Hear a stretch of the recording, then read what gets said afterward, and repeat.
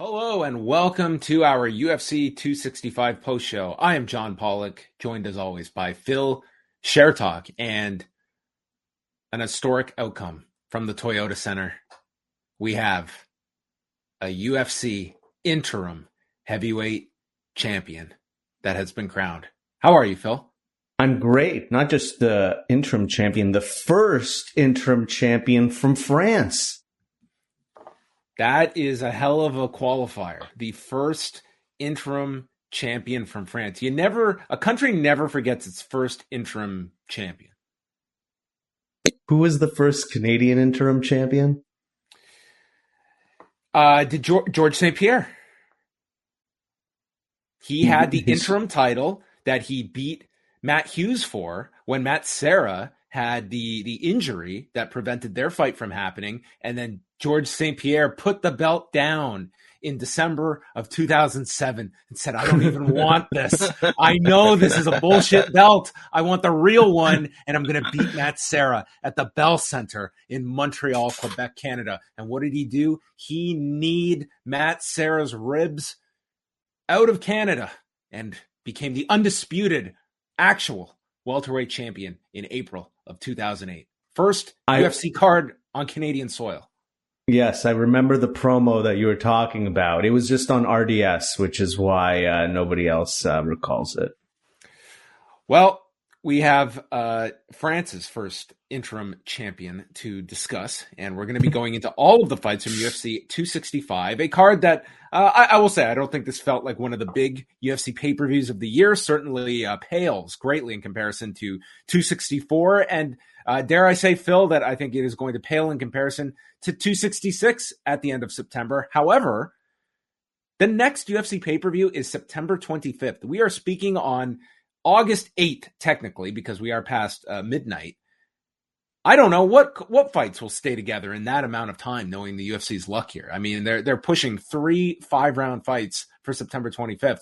God knows how many we'll have once we get to the end of September. But this is a pretty big gap between pay-per-views.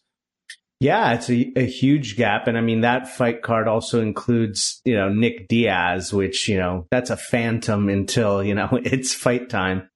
Could see some changes ahead of that. And then I just found out they're running a card against SummerSlam and the Pacquiao fight as well. So that's going to be that one's going to sort of slip under the radar, I think, for a lot of people. What are you talking about? Jared Cannonier and Kelvin Gastelum. Okay. They are loading up they're off next weekend, a very rare weekend off for the UFC. So you will have Bellator and PFL to keep you satisfied next weekend. But we're getting ahead of ourselves. Let's get into UFC 265. Tonight's card, realistically, this is not hyperbole. It was totally built around Derrick Lewis to the point that they felt that this needed a championship attached to it. Francis Ngannou, he's left this division completely dormant because we have not had a heavyweight title fight in this division since the end of March. It's August. What's going on here? We need to get this division rolling. So Derrick Lewis fighting in Houston, he couldn't just be fighting for the photo op at the end. He needed a championship. So they created a championship. However, it was not Derrick Lewis that was presented with this title. Instead, Ciryl Gane in what was a very one-sided fight, Phil. What I saw tonight was the Derrick Lewis that fought Francis Ngannou 3 years ago. However, it was not Francis Ngannou across the octagon from him who was also equally tentative. It was Ciryl Gane who had a very precise game plan and, controlled this fight from the moment it started. And I think you had a Houston crowd that was just hopeful of Lewis landing that one big shot, and every Derrick Lewis fight is going to have that intrigue. But this is a guy that, to me, never got out of the gate tonight. Oh, absolutely. There was nothing there. Quite frankly, I didn't expect there to be much there at all. I sort of thought it would go. Do you know how many significant strikes he landed in the entire fight? 5, maybe? 8. Okay. This was a really bad performance for such a big, high profile fight. And that is going to be a bit of a a tag, I think, that is going to be attached to Derrick Lewis when we have seen the Ngannou fight, which was, in essentially a number one contenders fight. Then we had when he challenged Daniel Cormier later that year. And then this, I mean, these are his biggest fights. These have been performances that Derrick Lewis has not been able to perform at a level we have seen him in. Like, this is not the most well-rounded fighter, but he is certainly much better than this. Yeah, I definitely agree that this will, live with him. He's always sort of been this almost like a comedic sort of character. And, people didn't take him seriously. But, when you're knocking people out and you've got a championship title fight, people have to take you seriously.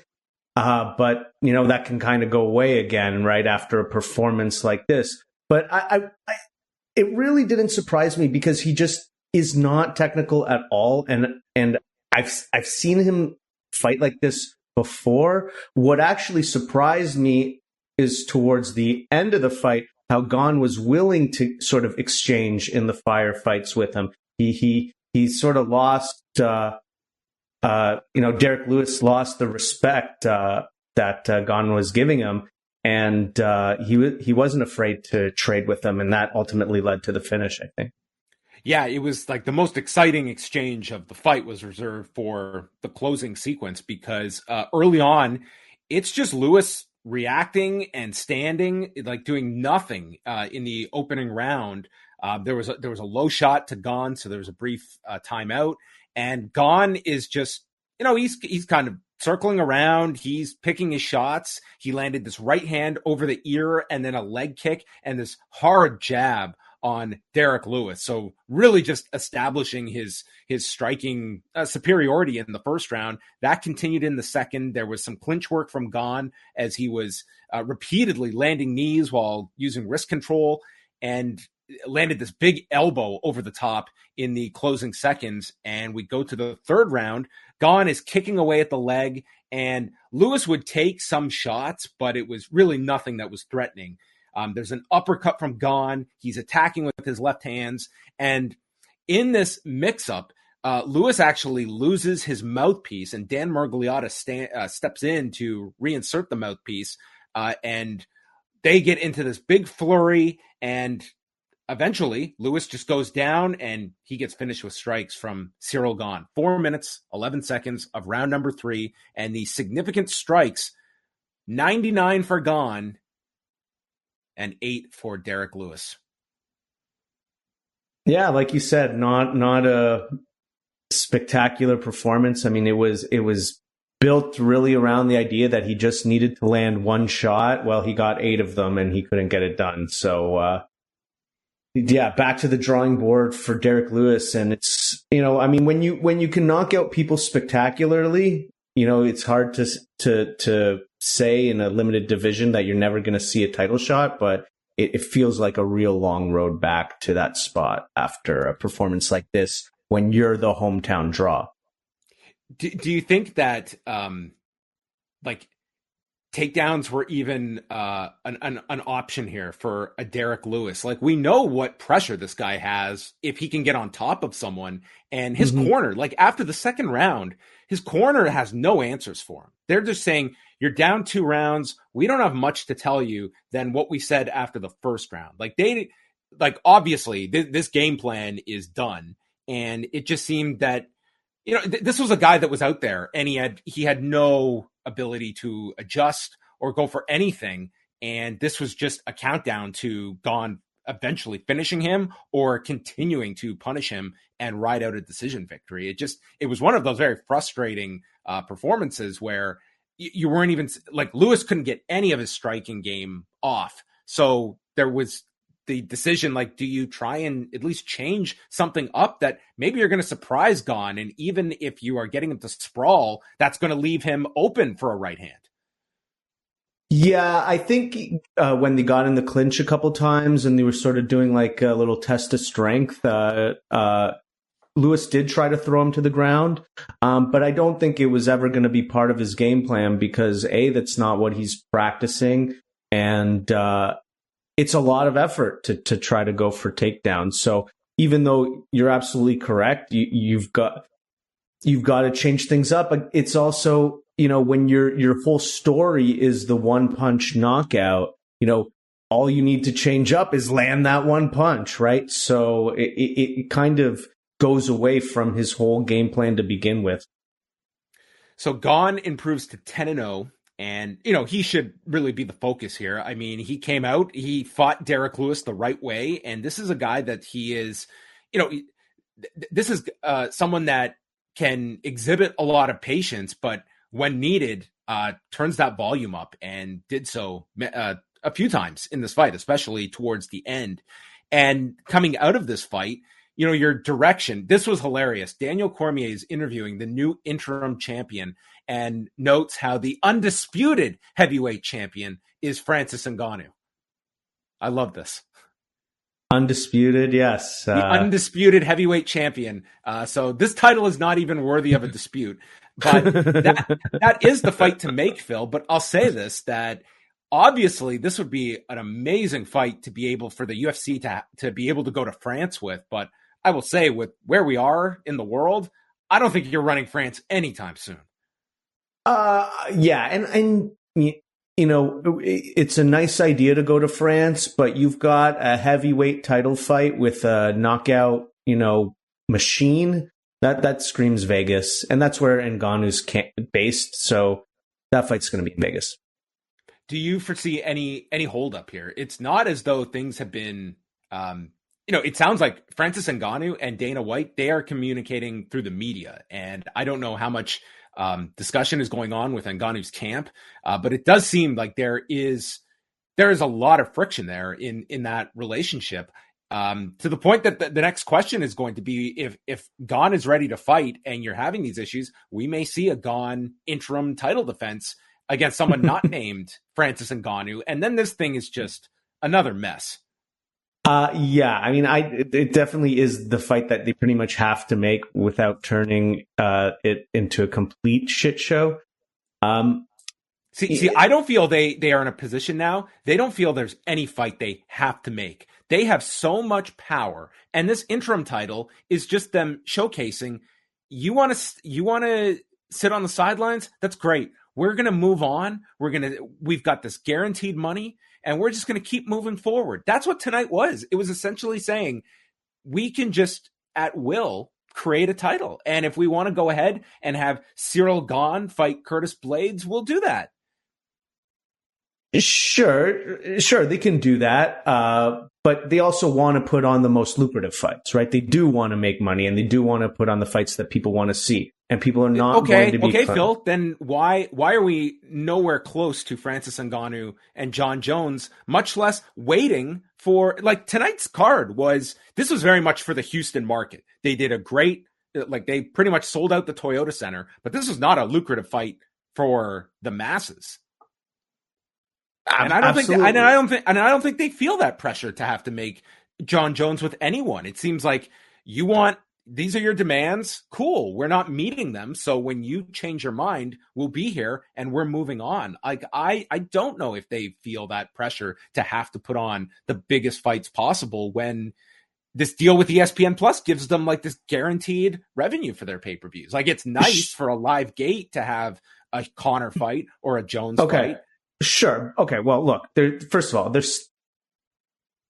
ESPN is your television partner, and they're selling pay-per-views, so they want you to put on the biggest events possible. And then you're still selling to bars, you're still selling international pay-per-views. So there is always going to be this idea that you do want to sell the biggest pay-per-views. Now, not every pay-per-view can be the biggest one, and as you mentioned, this was definitely geared towards the Houston market. That's why they put this title fight there, right? They thought, this was the second time in Houston in a few months. It wasn't a sellout, right? You saw lots of empty seats there. So, and I'm not saying it was a good tool, like it made a difference, but that's, I think, the reasoning. Ultimately, yeah, they don't need any specific fighter. They don't need to fulfill that. No, they can wait forever and not have John Jones fight. But on the whole, they do need to put on big fights, because what else are they doing? That's the whole point of the UFC.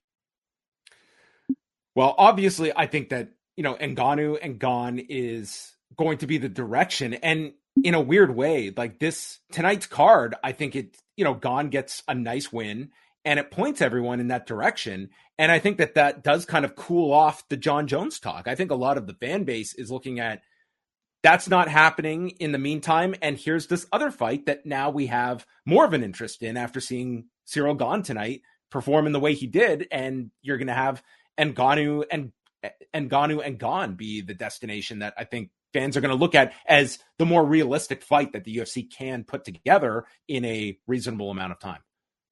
I kind of felt that already had happened. Like it sort of seemed like right after the Ngannou win, if the Jones thing was going to happen, it was going to get hot and they were going to figure it out. And it cooled off right away. And it's, they'd already moved on to Derrick Lewis and they were selling Ngannou versus Derrick Lewis and people were okay with that. It's just they couldn't work out on the timing of it. So if they're able to settle things with Ngannou and he's not too pissed off, it is a pretty exciting fight that I think the fans will get behind because, we were talking on the preview show and mentioning how Gane is, has a sort of like this style that's technical and not too exciting. Well, look, he turned that technical style into an exciting finish. So hopefully that creates a little bit more excitement for an Ngannou fight. Last thing on the heavyweight division, one name that is not coming up too often is Stipe Miocic. And what do you see as his future in this heavyweight mix? He's in a tough spot, right? It doesn't seem like the UFC is terribly interested in giving him a title shot. And, there's already a queue. The idea of a Jon Jones fight is really interesting. But I just feel like if you're the UFC and you're going to invest in Jones at heavyweight, it's going to be in that Ngannou fight first. So, yeah, a bit of no man's land for him. Yeah, I don't really know what to do with him. It's a tough spot. Like, I don't know where he goes next. Like, I don't think we've seen the last fight of his career, but it is one where, he is getting up there in age. He has had his championship reigns and it just becomes difficult. Like Jones and Miocic, I think a lot of people would be interested in that fight, but I also feel like if you are negotiating with Jon Jones, it's going to be a very expensive fight for the UFC to put together. And are they going to have that motivation with two individuals that I think have had difficult relationships over the years with UFC? Yeah, and then you go down the list of other contenders, and the division is very thin, and because Stipe is such a GOAT heavyweight, you want to put him against somebody that's going to be worthwhile. So either another big name or somebody who could make a name off of him, but there really doesn't feel like there's anybody in that position right now in the division. So he's almost in like, obviously he lost and he had the title, but it feels like he's sort of in that Leon Edwards zone. And it's a very tough transition when you go from being used to fighting in championship fights and having pay-per-view points, and all of a sudden, they want to match you with a Curtis Blades or a Jairzinho Rosenstruck, and it's not going to be as financially lucrative as your championship fights that you have become accustomed to making that amount. Yeah, absolutely. And that's part of the reason why I'm sure he's pushing for that Ngannou rematch. So moving on down the card, Jose Aldo defeated Pedro Munhoz by unanimous decision. First round was very close. They were identical with 24 significant strikes apiece.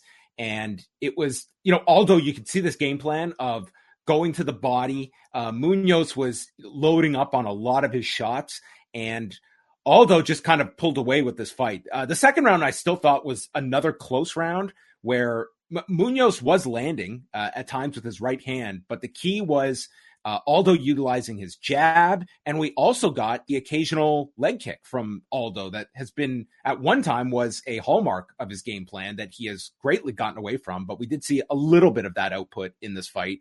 But anyway, Aldo, to me, took the second round as well, and then just kind of put on a clinic in the third round. He's going to the body routinely. He landed this triple jab, this great combination that he followed with, and by the end of it, they noted this interesting stat that even though this was only a 3-round fight, Aldo topped his personal best in significant strikes landed, topping 102. That was his previous best. And I find that amazing given like the 5-round fight he had with Chad Mendes and, some of the other 5-round fights he has had. But this was the all-time greatest amount of significant strikes landed for Jose Aldo in a fight. And he took the unanimous decision, 30-27. I was very impressed by Aldo in this fight. Yeah, me as well. I had it the same way, 30-27.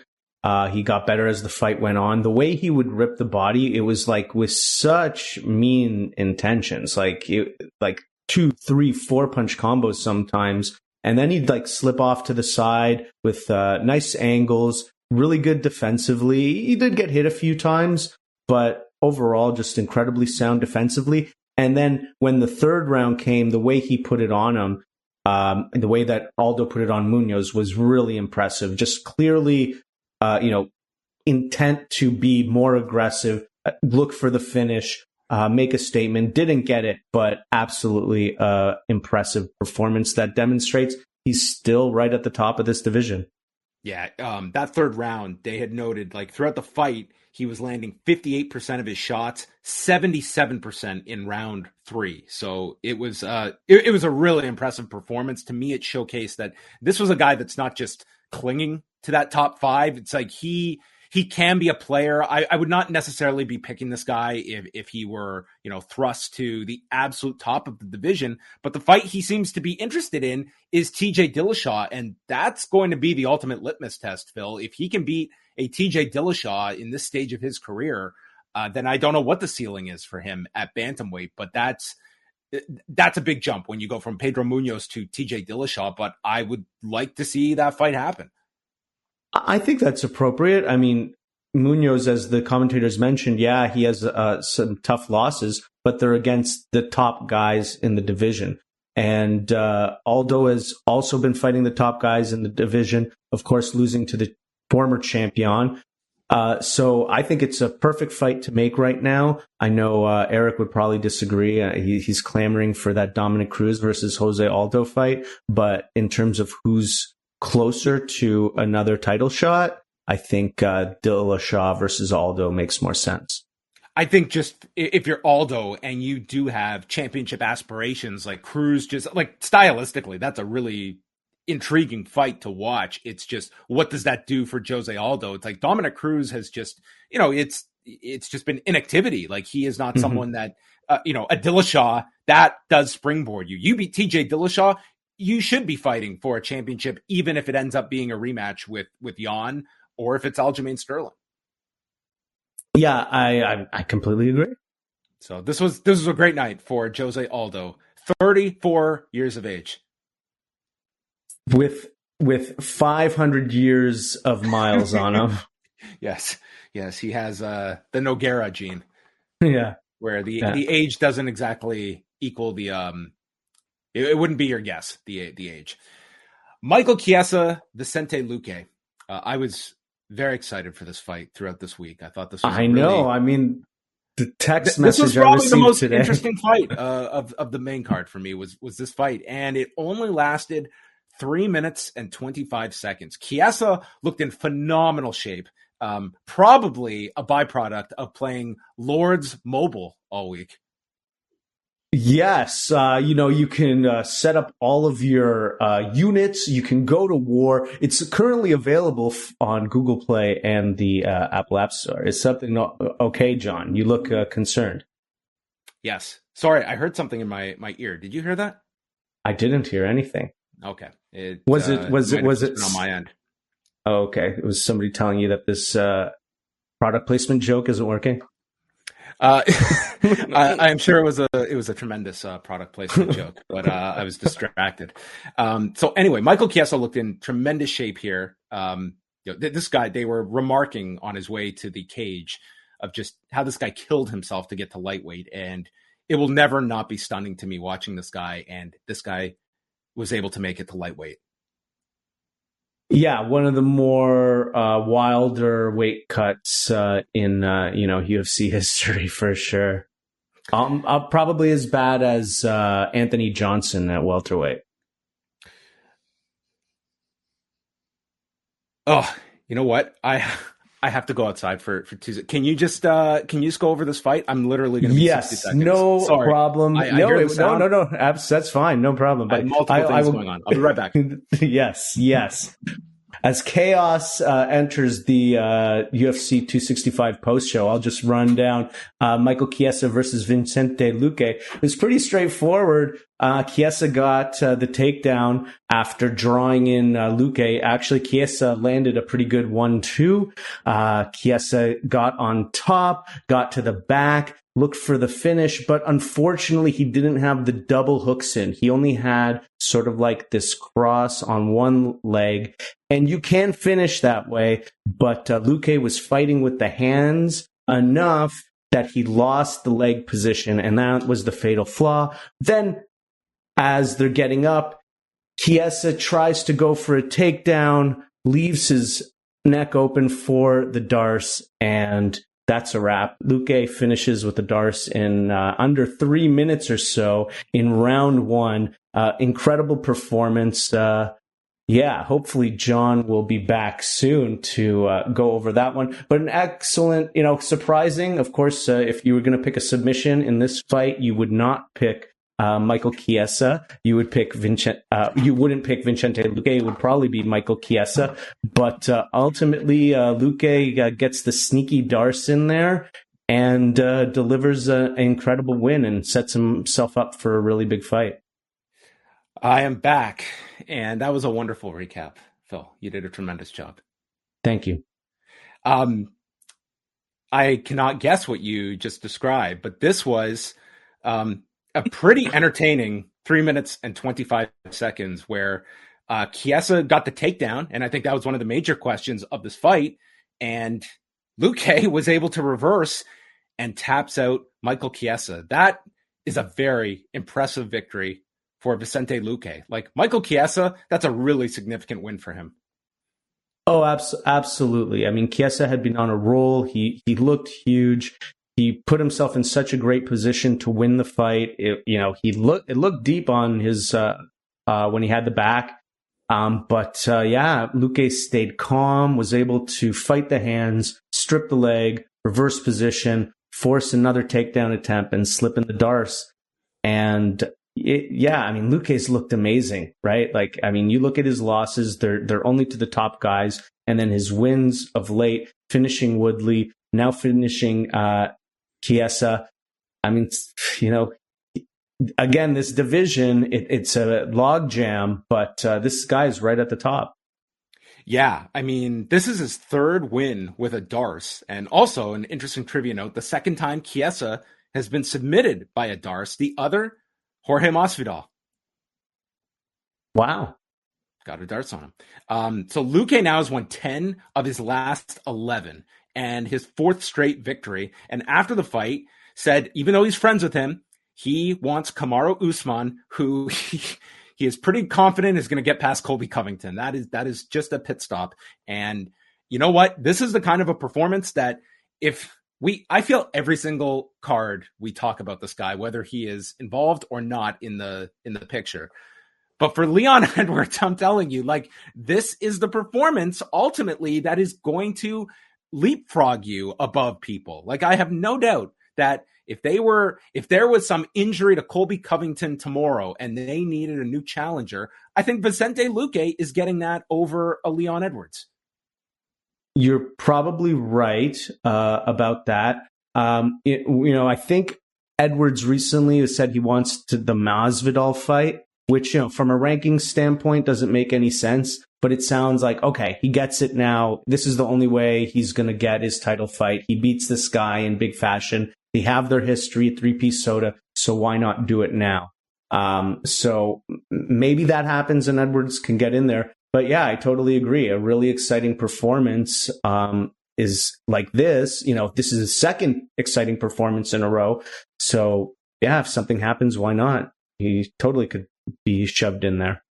And an equally impressive streak to me. Like, Luque has the one loss in there, unlike Edwards. But I mean, Jesus Christ, winning 10 of 11 at this weight class. But this was, to me, a very, very impressive win. To be able to finish Michael Chiesa, a very strong win for Vicente Luque. Tecia Torres versus Angela Hill, a rematch from June of 2015. And in this fight, Tecia Torres was essentially her nickname here. She was the tiny tornado. She was just so fast for Angela Hill. And once she got going, I thought like Angela Hill seemed to come out with a pretty good game plan, and Torres was just patient. And once she found her rhythm here, I mean, she just tore it up here on Angela Hill in this final minute, utilizing push kicks, ended the round really strong, landed this big combination. And from that point on, it was pretty much the Tecia Torres show here. I mean, they compared a lot to the last fight at UFC 188. That was a heavy grappling affair by Torres. This one, it was all on the feet. Torres got out of the clinch and is just landing big shots on Angela Hill. She went for like this crazy spin kick, almost like an enziguri, missing Angela Hill. It was like stuff you'd never envision out of Tecia Torres. And then in the third round, it's just a higher volume output from Torres. And anytime Hill would enter the pocket, boom, Torres would send her back.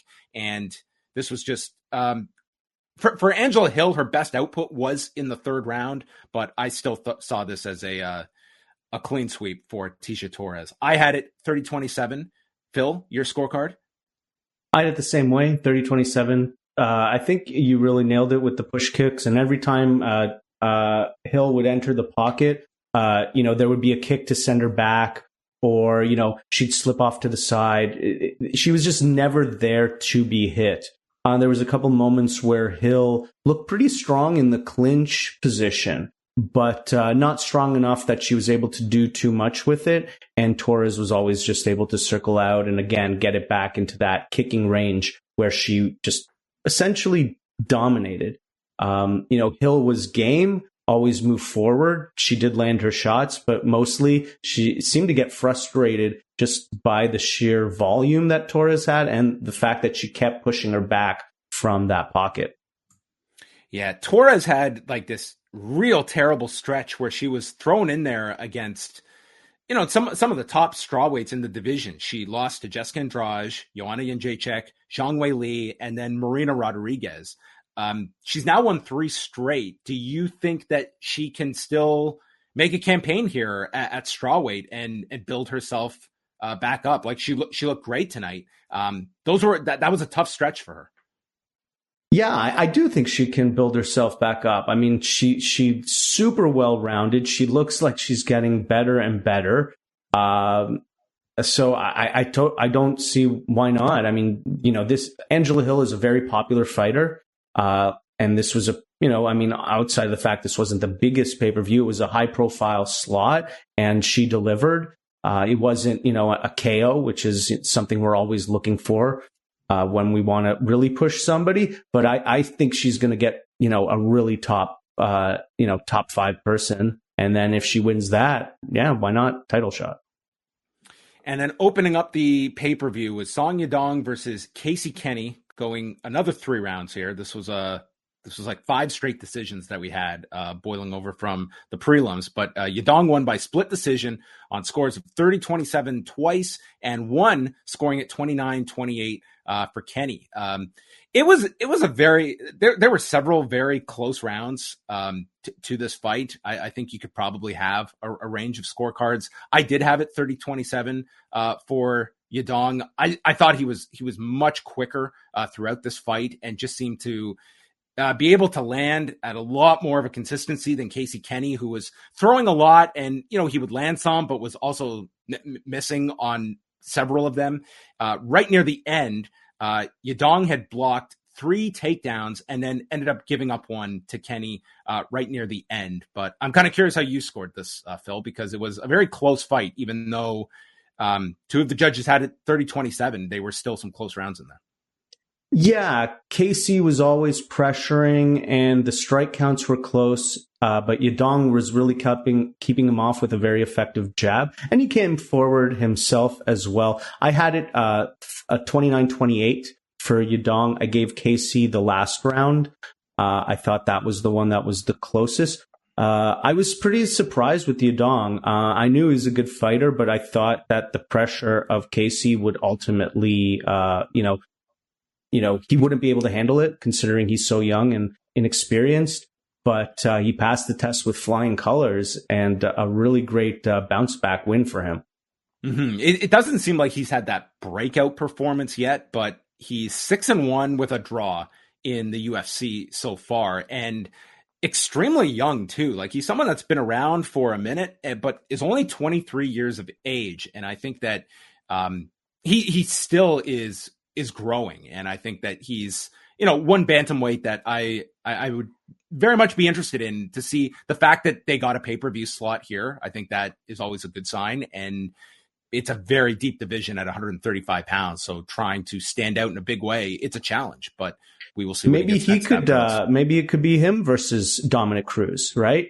Dominic Cruz just beat Casey. He's the 23-year-old from Alpha Male. Let's bring back the Alpha Male. There's an interesting story there. I don't think that's the worst idea. I mean, what else are you going to do with Cruz unless you're going to put him in a Legends type fight? I think with Cruz, it's what do we want to do with this guy? Do we want to just pair him out with there is the novelty of, doing a rematch with Dillashaw, or do you utilize him against younger fighters? And then it's like, is Cruz on board to take those kinds of fights? I don't hate that option, especially with the Alpha Male history. Yeah, I think the impression I got, just sort of way that Cruz has been talking about his next fight, is he understands, what spot he's in, and he's not really in a spot to ask for a specific name, but I think, he wants somebody higher ranked than him, and he wants something that's going to theoretically lead him to a title shot. And this is somebody who is higher ranked than him, I believe now, or it'll be right there. It should be. Yeah, at bantamweight, I've got the rankings actually right here. I don't know where I have it as. Yadong isn't even ranked, and neither guy is ranked. So that kind of tells you the depth. Cruz is 15th. Oh, sorry. I thought we were talking about Yadong and Casey Kenney, but yeah, Cruz is 10th. Yeah. Yeah. So Yadong doesn't fit. I mean, he will be ranked, I think, after this, he won't be ranked higher than Cruz, but anyway, it still fits. I think it's a good match. There's a good story there, and yeah, always fun to do Dominic Cruz, the Alpha Male Killer. The Alpha Male Killer. Then we go into the prelims. We haven't seen the bonuses yet. This has to be fight of the night. Bobby Green and Rafael Fiziev. This was an incredible fight. Absolutely. We both mentioned this on the pre-show, how excited we were.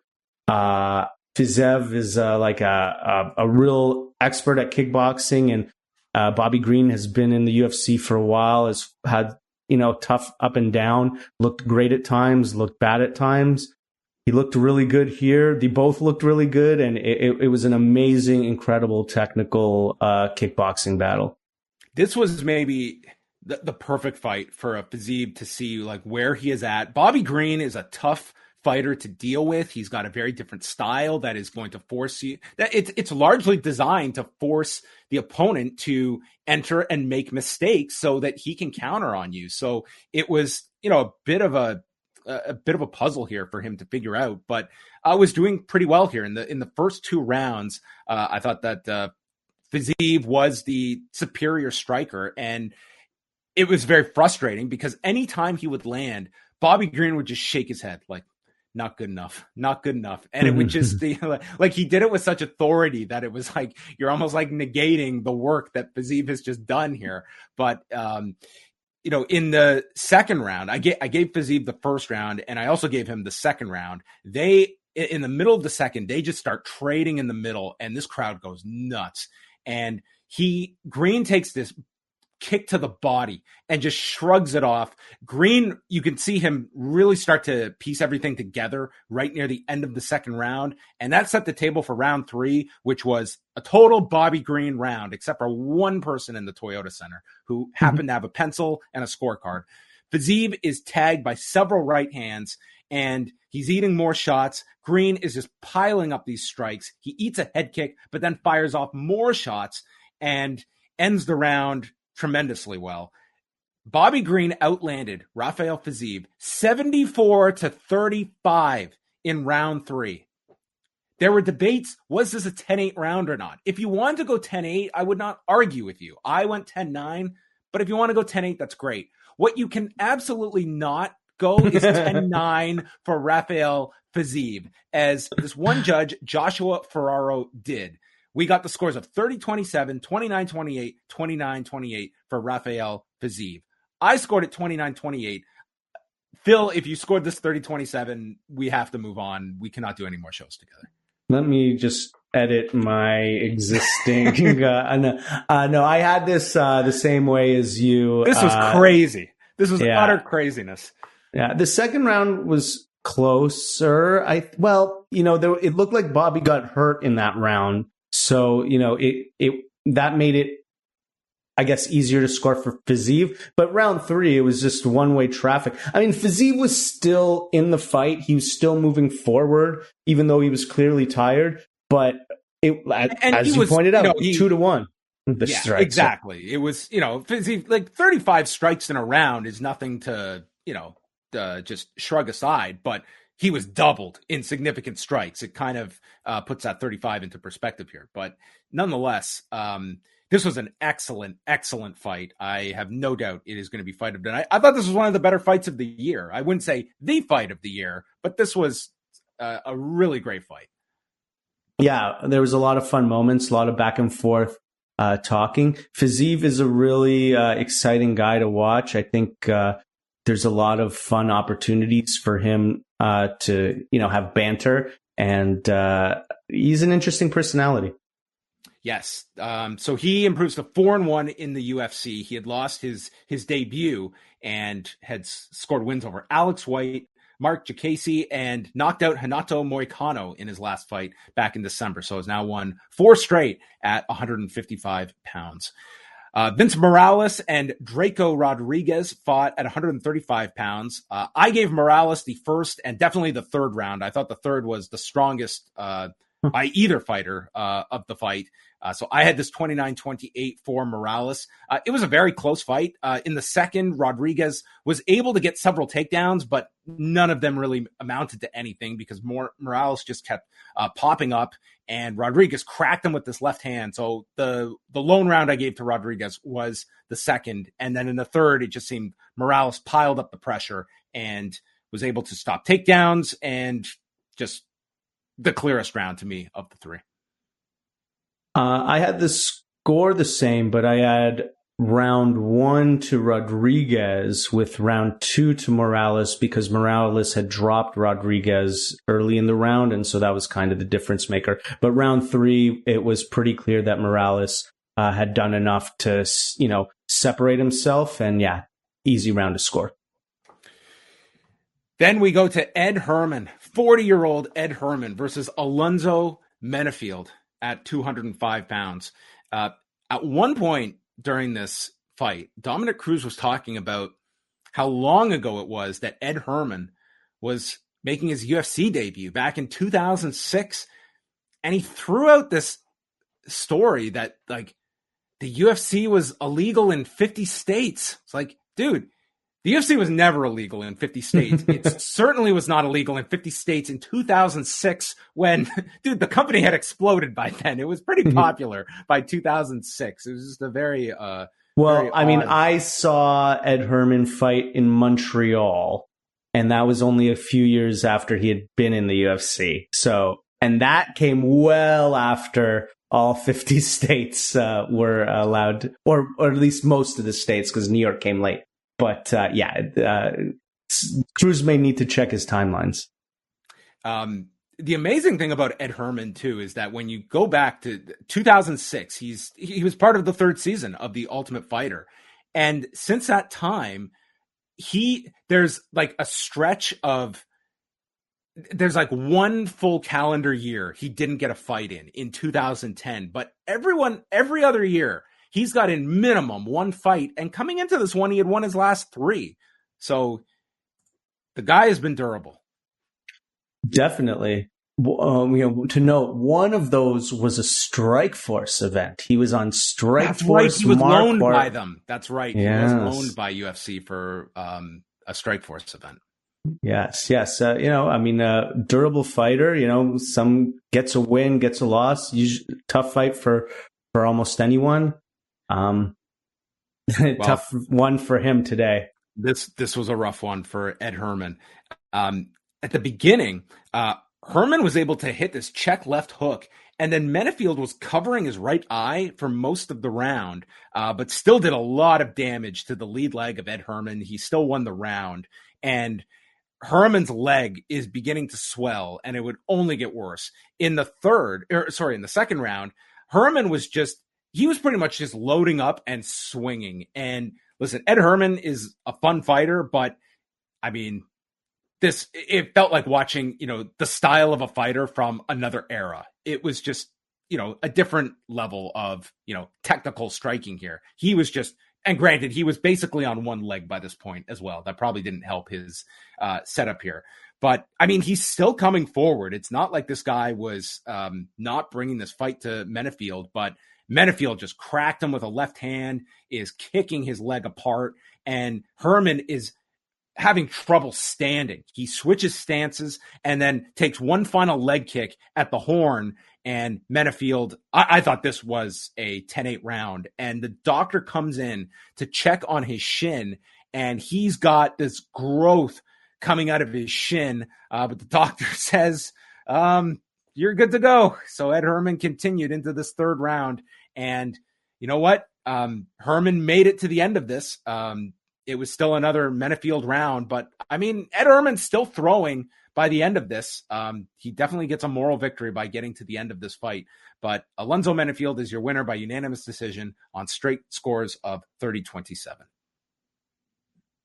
Yeah, not much more to add. Ed Herman, veteran, tough guy, obviously. But yeah, it looked pretty brutal. Like the leg was so bad. And clear, he was forced to switch stances, and it looked like it was like the first time he'd ever stood in that stance in his career. Rough go for him. I'm not sure if we're going to see him in the UFC again. I think that he at least has those wins coming into this fight that, I mean, it'll be his decision, but I don't see the UFC not offering him another fight. I think that he gets the invite to come back, but I mean, you're 40 now, and, look at tonight. Like, they're putting him in there with killers. Like, an Alonzo Menifield, it's like you're 40. Yeah, there's a lot of miles on Ed Herman at this point. So, I mean, maybe he sees it as like, oh, I was so close. I almost had him in there. That's just that one shot. And then the prelims opened with Jessica Penne submitting Karolina Kowalkiewicz in 4:32 of the first round. Kowalkiewicz got this takedown, and Daniel Cormier, Dominic Cruz described it as a sweep, and Daniel Cormier said, that wasn't a sweep. That was a body lock takedown. And this was the first fight I watched, and these two were just like bickering at one another. And I was like, if this is going to be the next 6 hours, this is going to be dreadful. But they got on the same page. Penne landed several big shots, and she was able to get to the mount. And then she's rolling for the armbar. Kowalkiewicz tried to slam her out, but Penne was locked on this arm, and then finally just got the full armbar and submitted Kowalkiewicz. Penne was in tears afterwards. She, of course, missed 4 years. She had this whole battle with USADA that her sanction ended up getting reduced, but she was looking at a 4-year suspension, and ended up being 4 years between fights for her. And she came back earlier this year. She won in April, so she's now won 2. And she just said, like, I can't get that time I've lost, but I'm going to make the most of what I have here. She just seemed like so grateful to be able to fight. And conversely, for Kowalkiewicz, she is now 0-5 since September of 2018. And I could see this being the end of Karolina Kowalkiewicz, Phil. I mean, she has fought some big names. Some of those losses were to Jessica Andrade, Michelle Waterson, Alexa Grasso, but 0-5, not many fighters that survive 5 straight losses. Oh, definitely. I mean, I think it's pretty much guaranteed this was her last, time in the UFC. And I don't say this with any type of pleasure, but this was one of the worst fight IQ performances that I can recall. She made a very poor decision early to follow Penne to the ground, and then that led to her being on her back from that takedown sweep, whatever that they've decided. And she got put in an armbar. There was so many opportunities for her to escape. She had two really great opportunities to escape. She was able to get on top to put pressure on the arm. But just tons of foolish moves that led to her demise. Kind of sad to see, because at one point, she was somebody who we thought could be the top of the division. Always tough to see somebody go out, with 5 losses in a row in any fashion. But yeah, not a good performance at all.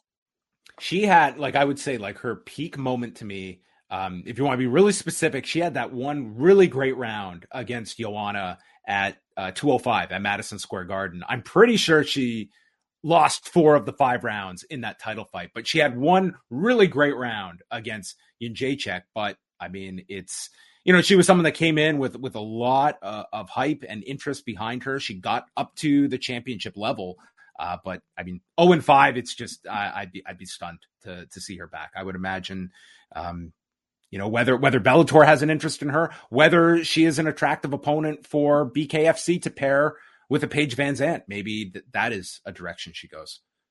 I mean, that's certainly more in her skill set. But I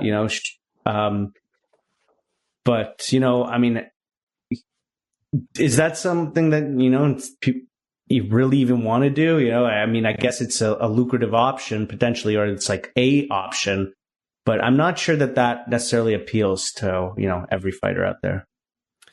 And quickly here, these are the results from the early prelims. Manel Kape, who missed weight, coming in at 129 pounds, scored this amazing knockout of Ode Osbourne at 4:44 of the first round when he landed this flying knee and finished him with strikes.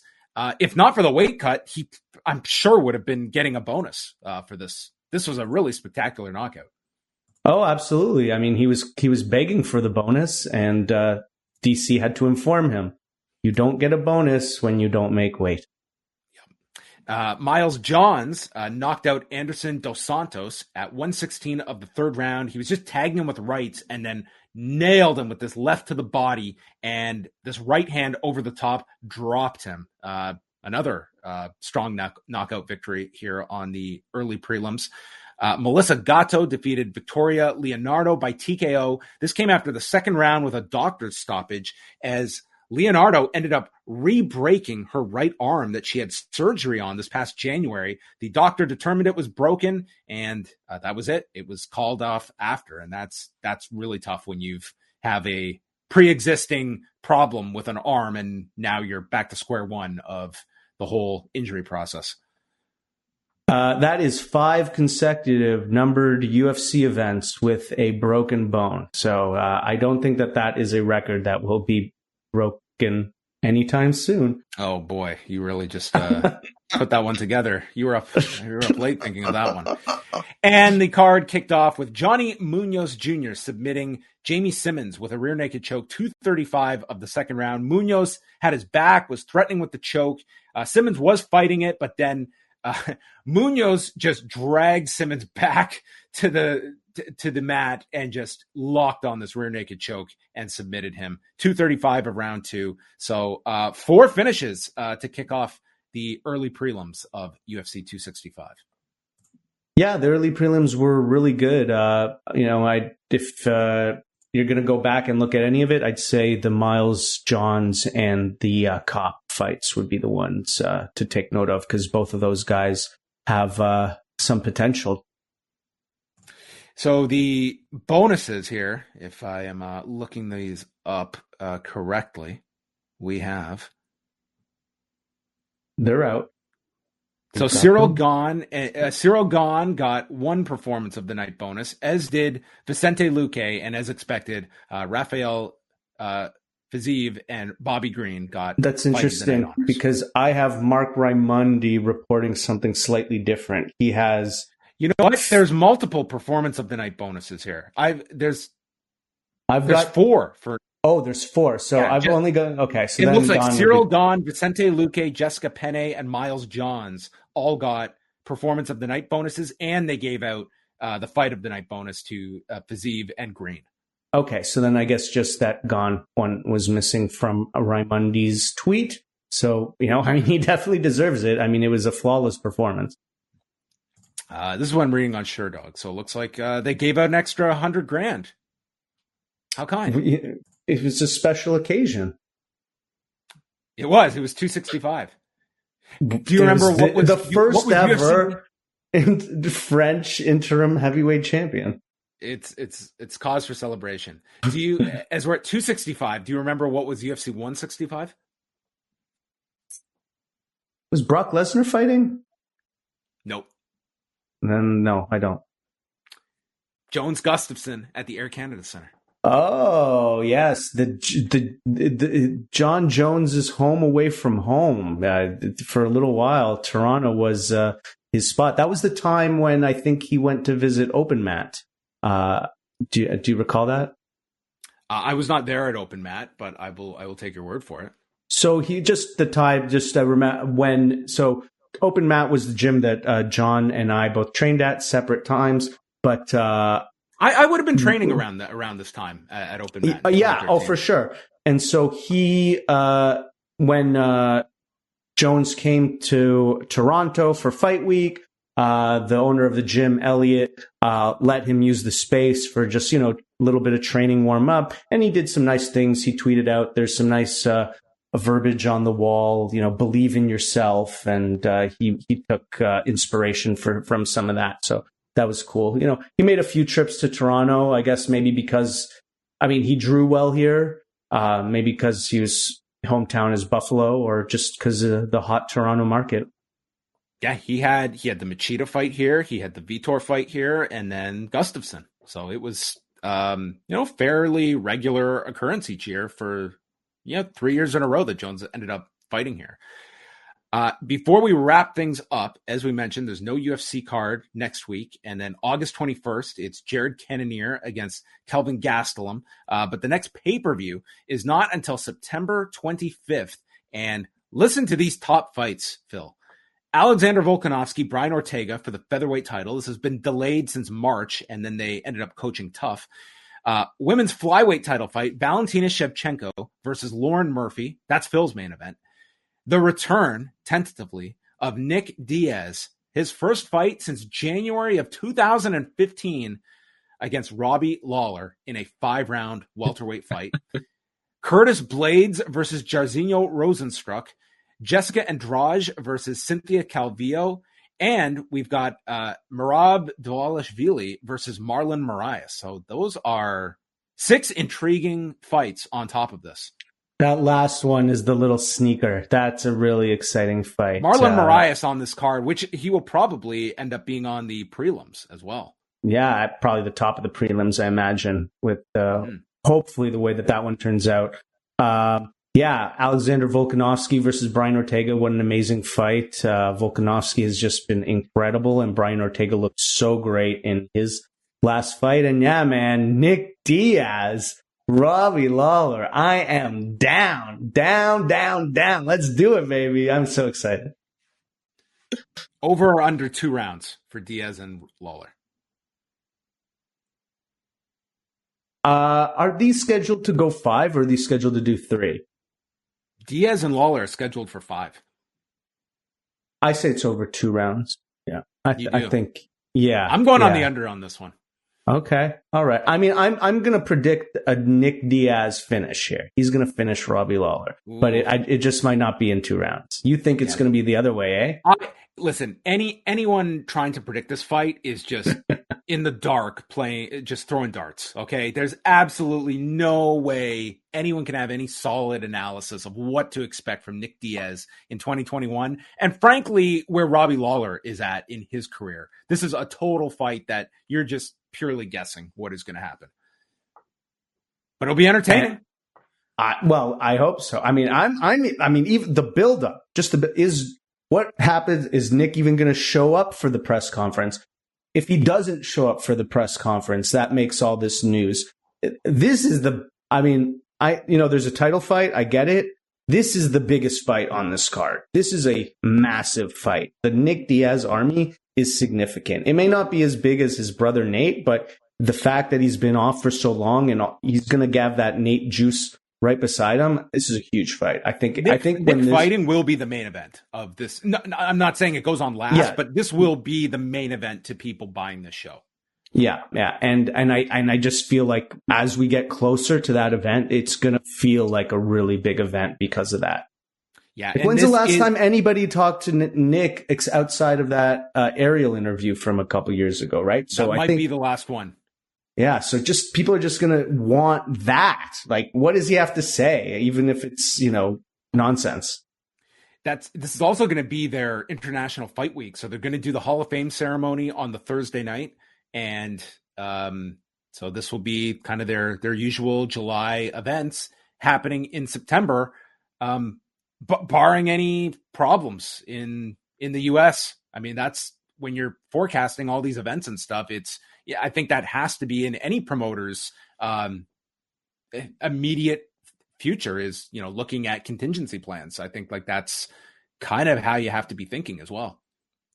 Well, fortunately for the UFC, they always have that apex to go back to. Dana's got Abu Dhabi, Houston, and Florida. Houston. I'll just keep on rolling. So that's there you right. go. Yes. All right, we're going to wrap things up. Thank you to everybody that has joined us tonight live. So then I just want to do a couple promos, real quick promos. Or were you going to throw it to me? Did I ruin it again? I am always just going to lay the groundwork to send it over to Phil Chertok to let all the masses know. I'm such an amateur. How can they support the Great Post Wrestling and Phil Chertok? Well, first, of course, how can I not mention the fantastic T-shirt that we have on sale? Your Eric MMA Marcotte T-shirt, limited edition, on sale from now until the end of August. Get it while it's hot. The hottest T-shirt in post history.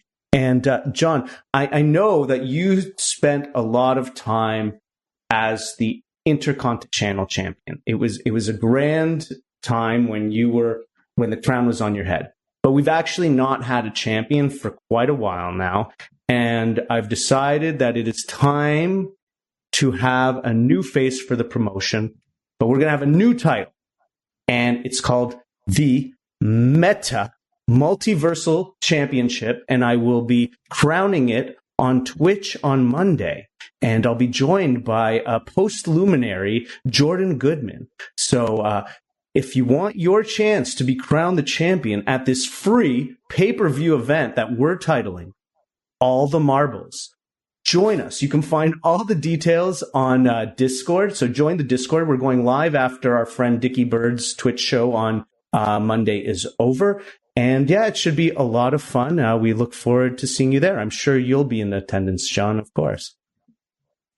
Have you ever seen that movie, All the Marbles? Peter Falk? He's apparently a coach of female wrestling tag team. I have not. No. You recommend it? I haven't seen it, but it has come to my attention, and the poster alone and the plot makes me think it's can't miss. So hopefully I'll have a review for the next post show. All right. Well, folks, new championships falling out of the sky are very much in vogue, and we are jumping onto that trend. So do follow along, and you can follow more of Phil on Twitter at fishbulb_CA. Did I get it right? That's correct. Yes. Give him a follow. Yes. And he is always camped out in the Post Wrestling Discord. So you can access that at postwrestling.com and enter the world of the Discord. It's a different world over there. It is a different world, a world of GIFs and emojis and sarcastic remarks and fun people and fight predictions and pictures of your lunch and all sorts of fun stuff. So come on in, join the Discord, postwrestling.com/Discord, the place to be for every live event. All right. That's going to wrap it up for us. Thank you to everybody for listening, and we will speak with you next time after UFC 266.